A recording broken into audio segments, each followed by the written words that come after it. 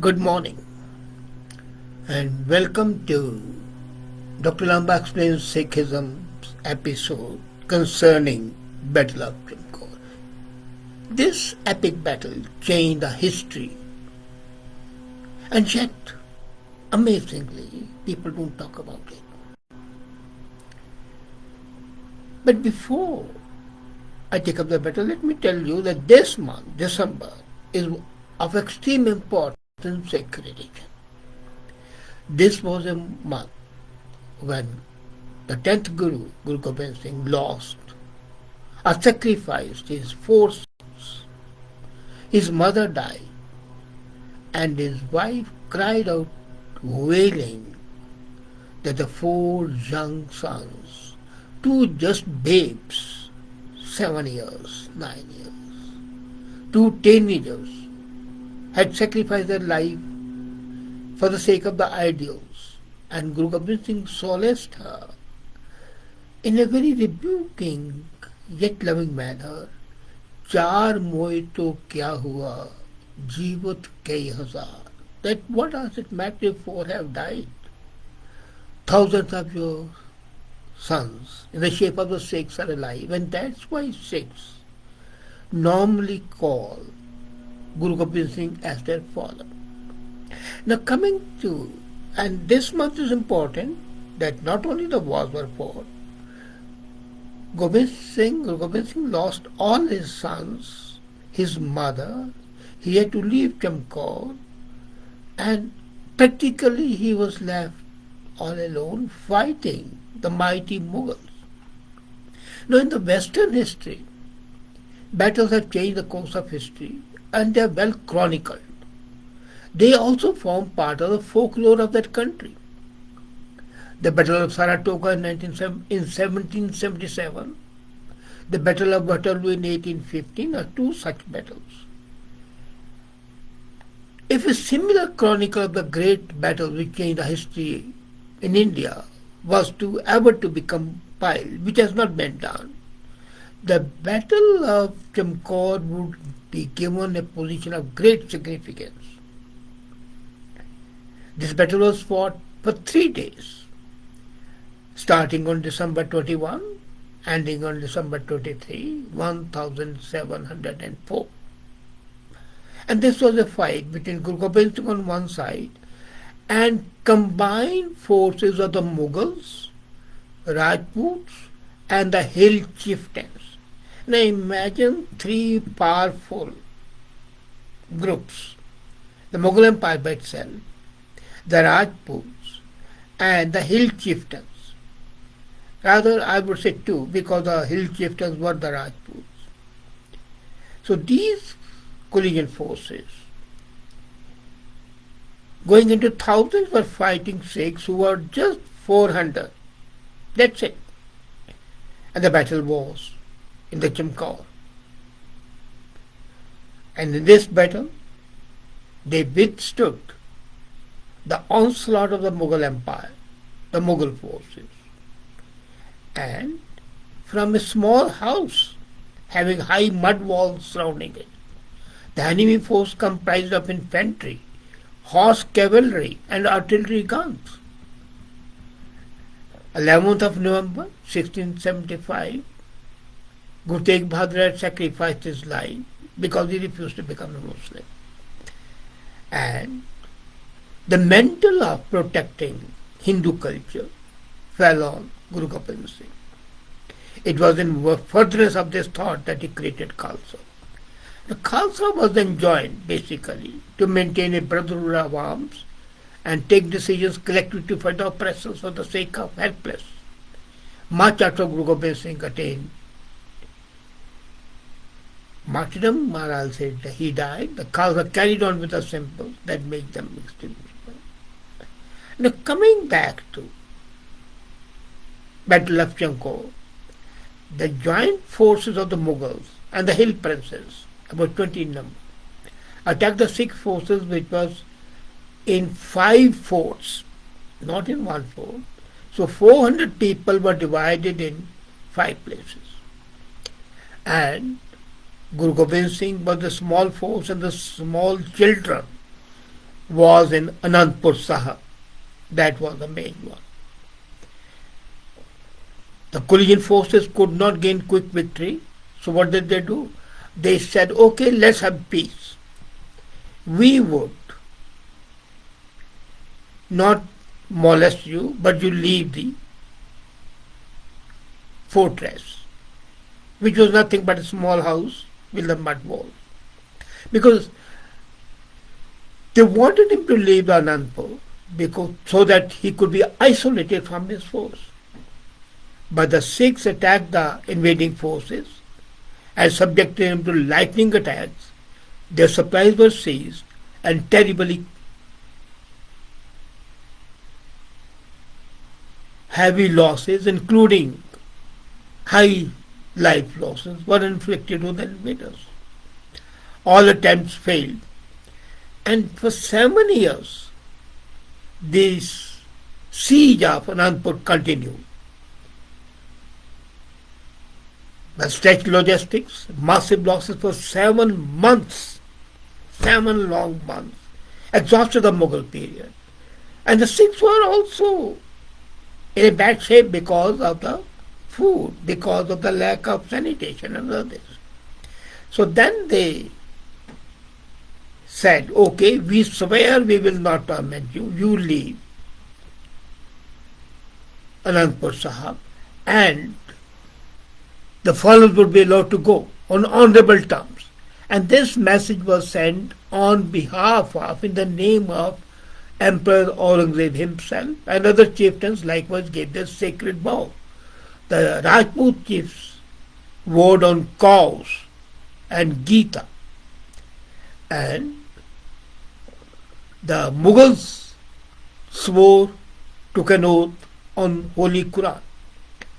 And in the view of suffering of women and children and pressure from his mother, Guru Gobind Singh agreed to take the safe path. But as soon as they came out, the enemy attacked them. That was a betrayal, in fact. Now just 406 and thousands of the army of the Mughals and the chieftains with artillery and cavalry and everything. And then the war started between them. The fight started, which continued, as I told you, for 3 days from December 21 to and 23. And in the annals of military history, I don't think such a war has ever been fought. People talk of the Battle of Thermopylae, where 600 people, Spartans, fought bravely, but they were in a pass. And that natural defense was there. Here it was a plain field. And they were heavily outnumbered. So successfully they wanted to go. And in this war, Ajit Singh and Jujhar Singh, the two elder sons, were fighting themselves. Guru Gobind Singh himself was giving them covering fire with a bow and arrows. He was a great archer.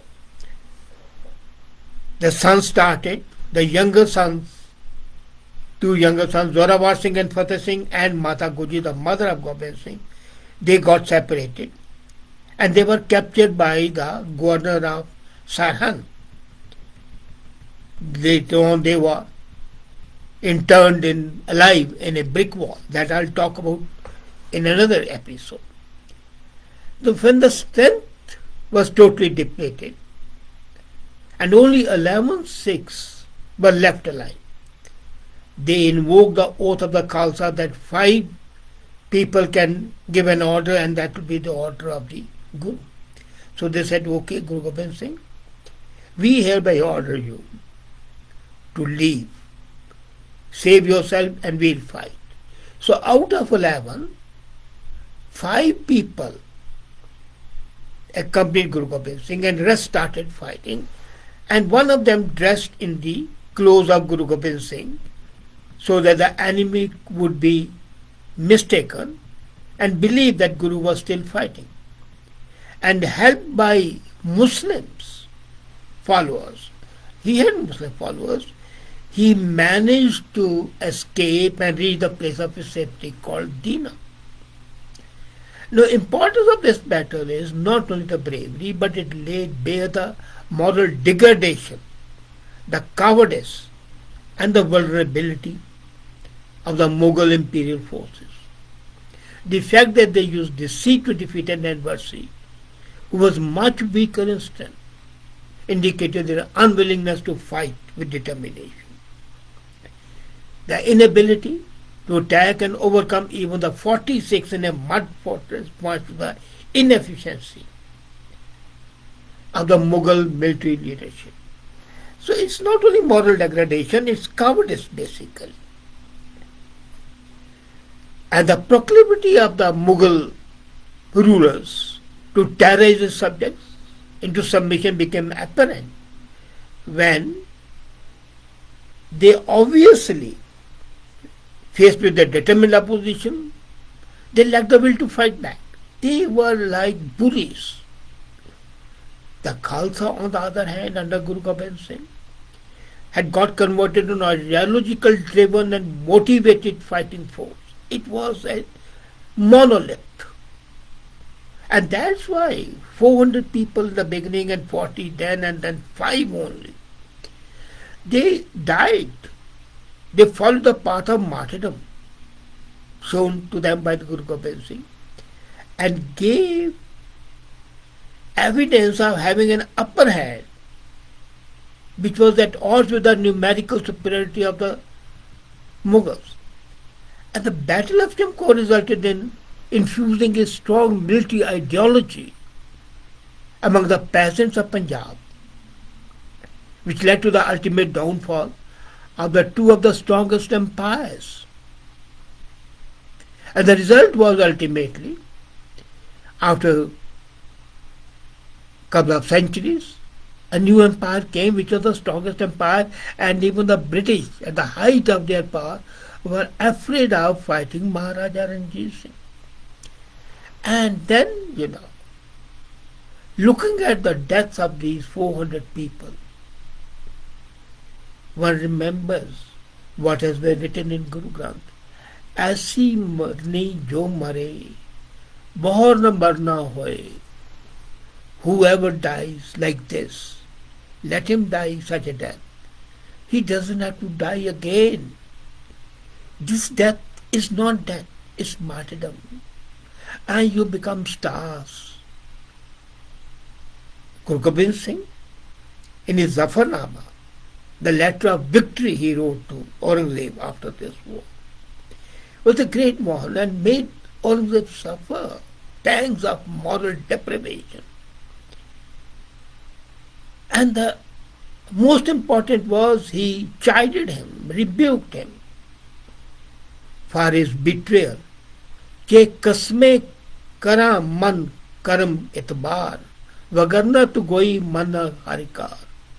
So what trust can I have you in your oath on the Quran? You took an oath in the Quran.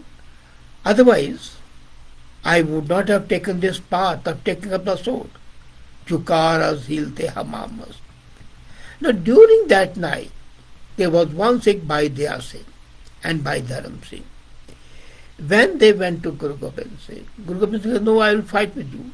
And they said, well, you are going back on your promise. So this established one more tradition, laid it on a very firm background. And that was that the 5 Khalsas, who were the Panj Pyaras, 5 beloved ones, when they give an order, is the order of the Guru, and the Guru Gobind Singh himself had to leave. But then he didn't leave quietly. Now here comes something very important. He could have left in a stealthy manner. No, he did not. What he did? He stood up on the high ground, clapped his hand 3 times, and says, Pire Hind Rahat, the Peer of Hind, the Peer of India, the spiritual leader of India. Peer is a Muslim word for sage, spiritual leader. And with that, he spurred his horses and left. And those 5, 6 who had been behind, they managed to hold the enemy, fighting with them, and kept them busy with fighting so that they cannot follow Guru Gobind Singh. And then, there's a saying in Punjabi, Tano Tarti, Tano Baap, Tan Vadiyai, Vadpagi Mai, Tang Junda Jista Putter, Das Kya Satya Sai. That blessed is the land, blessed is that father, blessed is that mother whose son has shown the way to live for centuries to come.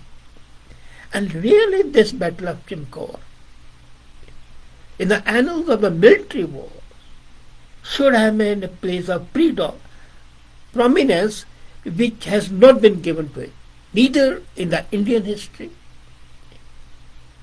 nor in the world history, while it is, if not more important, as important as the Battle of Thermopylae, the Battle of Waterloo, and so on.